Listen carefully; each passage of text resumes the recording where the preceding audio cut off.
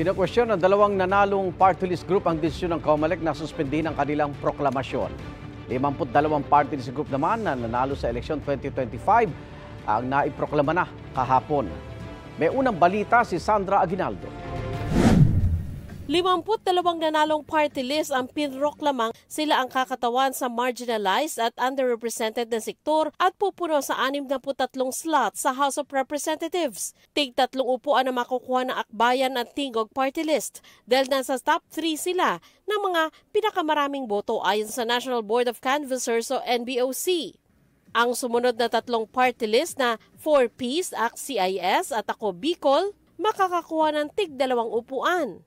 Pinroklama na rin ang 47 natitirang party list na makakakuha ng tigi-isang pwesto.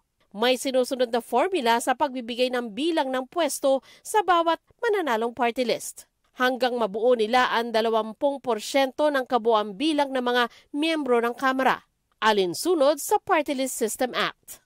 2 pang party list ang nanalo pero hindi pinroklamang ang Duterte Youth na nasa top 3 ay makakakuha ng 3 seats at ang Bagong Henerasyon party list na nakakuha ng sapat na boto para mabigyan ng 1 upuan.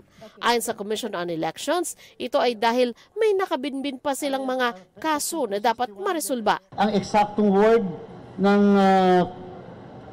National Board ay considering the serious allegations raised in the petitions filed against these 2 party lists, then the National Board decided to suspend their proclamations. They won but suspended ang proclamation. Hindi na sila inimbita sa proklamasyon, bagkos ay pinadala ng mismong desisyon ng NBOC. Ang Duterte Youth Party List, kukwestiyonin sa Korte Suprema ang anilay grave abuse of discretion ng COMELEC. Giit nila, hindi nila kasalanan na hindi ibinasura ng COMELEC ang kasong isinampa ng Kabataan Party List matapos ang huling hearing noong 2019. Matagal na umano nilang nasagot ang kasong malinaw raw na pangharas lang. Ang Bagong Henerasyon party list naman, tinawag na paglabag sa saligang batas ang suspensyon ng kanilang proklamasyon. Handa raw silang harapin ang anumang reklamo, kahit kailan at kahit saan. Pero hindi pa nila maayos na isinasa publiko ang naturang reklamo.